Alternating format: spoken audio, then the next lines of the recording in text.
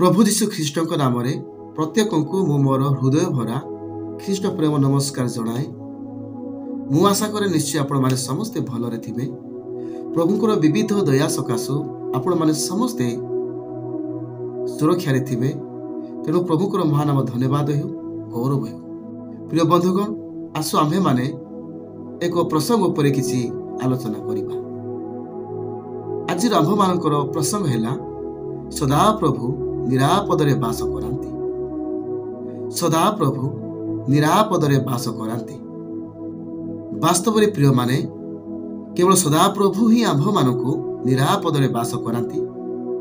आम्भ मानक सृष्टिकर्ता ही आम्भ मानकु निरापदरे बास करांती। ताहांक व्यतीत कौनसी व्यक्ति विशेष, कौनसी पार्थिव गृह कि कौनसी प्रशासनिक आम्भ मानकु निरापदरे बास कराई नथांती। आम्भ मानकु सुरक्षा देई नथांती। केवल आम्भ मानकर सही सदा प्रभुंक ठारे ही आम्भ मानकर सुरक्षा रही अछि। केवल से ही आम्भ मानकु निरापदरे बास करांती। ताहांक व्यतीत आम्भ मानकु केही हेले भी निरापदरे बास कराई पारिबे नाही। प्रिय बंधुगण, केवल से सदा प्रभुंक ठारे ही आम्भ मानकर सुरक्षा रही अछि।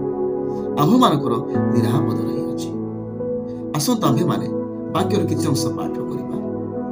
गीत संहिता 4 गीत तार 8 पद देखिबा। गीत संहिता 4 गीत तार 8 पदरे एही परे लेखा जाए, मु शांति रे शयन करिबी ओ निद्रा जीवी, कारण हे सदा प्रभु केवल तुम्भे मते निरापदरे बास कराउछ। पुनश्च पाठ करिबा। मु शांति रे शयन करिबी ओ निद्रा जीवी, कारण हे सदा प्रभु केवल तुम्भे मते निरापदरे बास कराउछ।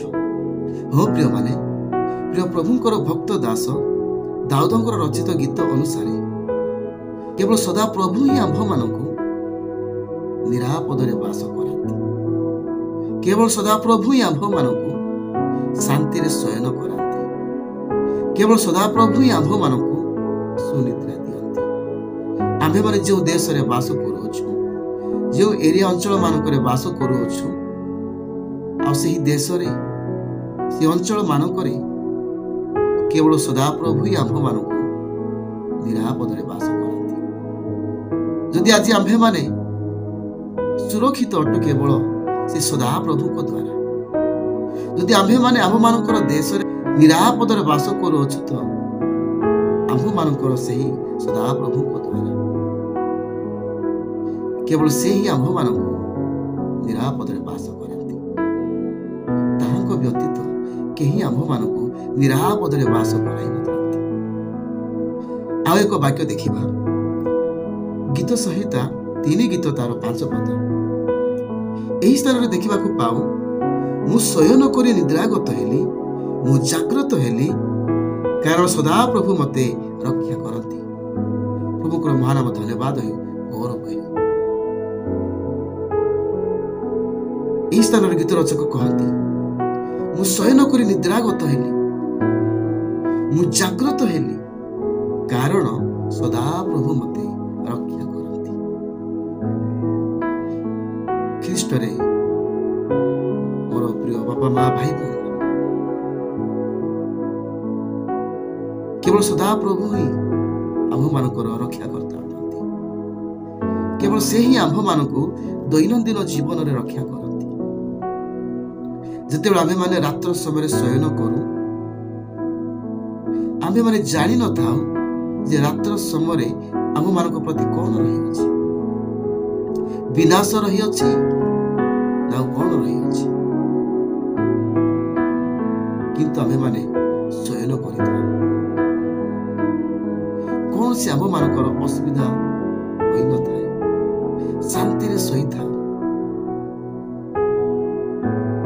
सुनिद्रा पाई था। पुनश्च एक नूतन दिवस रे पदार्पण करिबा पाई सुजोग पाई था। या किपरि संभव होई थाए, कारण केवल आम्भ मानकर सदा प्रभु ही आम्भ मानकर शांति रे शयन ନିରାପଦରେ ବାସ କରାଇଲେ, ସୁନିଦ୍ରା ଦେଲେ। ପୁଣି ଆଉ ଏକ ନୂତନ ଦିବସରେ ପଦାର୍ପଣ କରିବା ପାଇଁ ସୁଯୋଗ ମଧ୍ୟ ଦେଲେ। ପ୍ରଭୁଙ୍କର ମହାନାମ ଧନ୍ୟବାଦ। ପ୍ରିୟ ବନ୍ଧୁଗଣ, ଗୀତ ସଂହିତା 127 ଗୀତ 1ରେ ଲେଖାଯାଏ, ସଦାପ୍ରଭୁ ଯେବେ ଗୃହ ନିର୍ମାଣ ନ କରନ୍ତି ତେବେ ନିର୍ମାଣକାରୀ ମାନେ ବ୍ୟର୍ଥରେ ପରିଶ୍ରମ କରନ୍ତି। ଯେବେ ସଦାପ୍ରଭୁ ନଗର ରକ୍ଷା ନ କରନ୍ତି ତେବେ ପ୍ରହରୀ କେବଳ ବୃଥାରେ ଜାଗ୍ରତ ହୁଏ। ଯଦି ଆଜି ଆମ୍ଭମାନଙ୍କର ନଗର ସୁରକ୍ଷିତ ଅଟେ, ଯଦି ଆଜି ଆମ୍ଭମାନଙ୍କର ଦେଶ ସୁରକ୍ଷିତ ଅଟେ, ତେବେ ସଦାପ୍ରଭୁ ହିଁ ସୁରକ୍ଷା ଦେଇଥାନ୍ତି। କେବଳ ସଦାପ୍ରଭୁ ହିଁ ରକ୍ଷା କରିଥାନ୍ତି। ତାହାଙ୍କ ବ୍ୟତୀତ କୌଣସି ବ୍ୟକ୍ତି ରକ୍ଷା କରିପାରିନଥାନ୍ତି। କେବଳ ସଦାପ୍ରଭୁ ହିଁ ରକ୍ଷାକର୍ତ୍ତା ଅଟନ୍ତି। ସେ ଆମ୍ଭମାନଙ୍କର ଦେଶକୁ ରକ୍ଷା କରନ୍ତି ଆଉ ଦେଶବାସୀ ପ୍ରତ୍ୟେକଙ୍କୁ ରକ୍ଷା କରନ୍ତି। ବିଶ୍ୱବାସୀ ପ୍ରତ୍ୟେକଙ୍କୁ ସେ ରକ୍ଷା କରନ୍ତି। ତାହାଙ୍କ ବ୍ୟତୀତ କେହି ହେଲେ ବି ରକ୍ଷା କରିପାରିବେ ନାହିଁ। ପ୍ରଭୁଙ୍କର ମହାନାମ ଧନ୍ୟବାଦ। ପ୍ରଭୁଙ୍କର ଲୋକମାନେ, ଯଦି ଆପଣମାନେ ଗୀତ ସଂହିତା 103 ଗୀତ 4ରୁ 5 ପଦ ପର୍ଯ୍ୟନ୍ତ ପଢିବେ, ତେବେ ଜାଣିପାରିବେ ସେହି ସ୍ଥାନରେ ଲେଖାଯାଏ, ସେ ବିନାଶରୁ ତୁମ୍ଭ ଜୀବନ ମୁକ୍ତ କରନ୍ତି। ସେ ସ୍ନେହପୂର୍ଣ୍ଣ କରୁଣା ଓ ଦୟାରୂପ ମୁକୁଟରେ ତୁମ୍ଭକୁ ଭୂଷିତ କରନ୍ତି। ସେ ଉତ୍ତମ ବସ୍ତୁରେ ତୁମ୍ଭର ମୁଖ ତୃପ୍ତ କରନ୍ତି। ତ ଉକ୍ରୋଶ ପକ୍ଷୀ ନ୍ୟାୟ ତୁମ୍ଭର ନୂତନ ଯୌବନ ହୁଏ। ପ୍ରଭୁଙ୍କର ମହାନାମ ଧନ୍ୟବାଦ। ଏହି ସ୍ଥାନରେ ଆମ୍ଭେମାନେ ଦେଖିବାକୁ ପାଉଅଛୁ, ବିନାଶରୁ ସେ ଆମ୍ଭମାନଙ୍କର ଜୀବନକୁ ମୁକ୍ତ କରନ୍ତି। ପୁଣି ସ୍ନେହପୂର୍ଣ୍ଣ କରୁଣା ଓ ଦୟାରୂପ ମୁକୁଟରେ ସେ ଆମ୍ଭମାନଙ୍କୁ ଭୂଷିତ କରନ୍ତି। ସେ ଉତ୍ତମ ବସ୍ତୁରେ ଆମ୍ଭମାନଙ୍କର ମୁଖକୁ ତୃପ୍ତ କରନ୍ତି।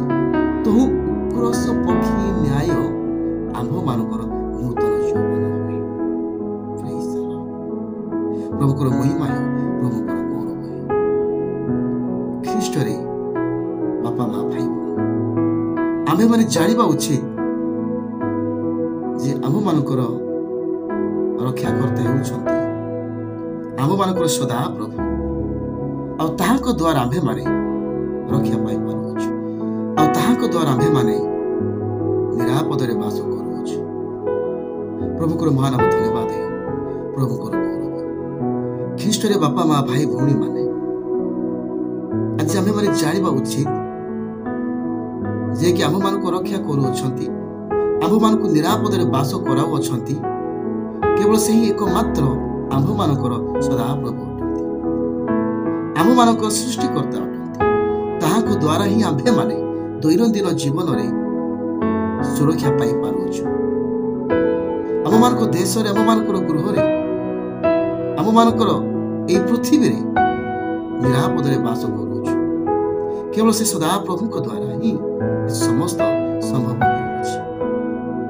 ତେଣୁ ମୁଁ ଆଜି ଏହି ପୃଥିବୀରେ ବସବାସ କରୁଥିବା ପ୍ରତ୍ୟେକ ମାନବ ଜାତିକୁ ଏହା କହିବା ପାଇଁ ଚାହେଁ ଯେ ଆମ୍ଭମାନଙ୍କର ସୁରକ୍ଷାକର୍ତ୍ତା କେବଳ ସଦାପ୍ରଭୁ ଅଟନ୍ତି, ଯେ କି ଆମ୍ଭମାନଙ୍କୁ ଏହି ପୃଥିବୀରେ ନିରାପଦରେ ବାସ କରାଉଅଛନ୍ତି, ଦୈନନ୍ଦିନ ଜୀବନରେ ସୁରକ୍ଷା ଦେଉଅଛନ୍ତି, ସମସ୍ତ ଆବଶ୍ୟକତା ବିଷୟ ଦେଇ ଆମ୍ଭମାନଙ୍କୁ ପ୍ରତିପାଳନ କରୁଅଛନ୍ତି। ପୁଣି ବିନାଶରୁ ଆମ ଜୀବନକୁ ମୁକ୍ତ କରୁଅଛନ୍ତି। ପୁଣି ଅଶାନ୍ତ ଜୀବନରେ ଶାନ୍ତି ପ୍ରଦାନ କରୁଅଛନ୍ତି। ସେ କେହି ନୁହନ୍ତି, କେବଳ ସେ ହେଉଛନ୍ତି ଆମମାନଙ୍କର ସୃଷ୍ଟିକର୍ତ୍ତା। ସେ ହେଉଛନ୍ତି ଆମମାନଙ୍କର ସଦାପ୍ରଭୁ।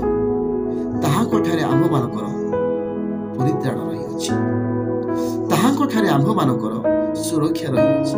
ତେଣୁ ଆସ ସମସ୍ତେ ଏହି ପୃଥିବୀ ନିବାସୀ ଆମ୍ଭେମାନେ ପ୍ରଭୁଙ୍କଠାରେ ବିଶ୍ୱାସ କରିବା, ତାହାଙ୍କଠାରେ ଭରସା ରଖିବା, ତାହାଙ୍କଠାରେ ଲାଗି ରହିବା। ତେବେ ନିଶ୍ଚୟ ଆମ୍ଭେମାନେ ଆମମାନଙ୍କ ଦେଶରେ ନିରାପଦରେ ବାସ କରିପାରିବା। ଆମମାନଙ୍କର ଗୃହରେ ନିରାପଦରେ ବାସ କରିପାରିବା। ପ୍ରଭୁଙ୍କର ମହାନାମ ଧନ୍ୟବାଦ, ପ୍ରଭୁଙ୍କର ଗୌରବ। ଯଦି ଆପଣମାନଙ୍କୁ ଏହି ମୋର ଭିଡ଼ିଓ ଭଲ ଲାଗିଅଛି ତେବେ ଲାଇକ୍, ସେୟାର ଏଣ୍ଡ ସବସ୍କ୍ରାଇବ୍ କରନ୍ତୁ, ଯାହାର ଫଳ ସ୍ୱରୂପ ଆଗାମୀ ଦିନମାନଙ୍କରେ ଏହିପରି ନୂଆ ନୂଆ ଭିଡ଼ିଓ ବନେଇବା ପାଇଁ ମୁଁ ଉତ୍ସାହିତ ହୋଇପାରିବି, ପୁଣି ପ୍ରଭୁରେ ବଢ଼ିପାରିବି।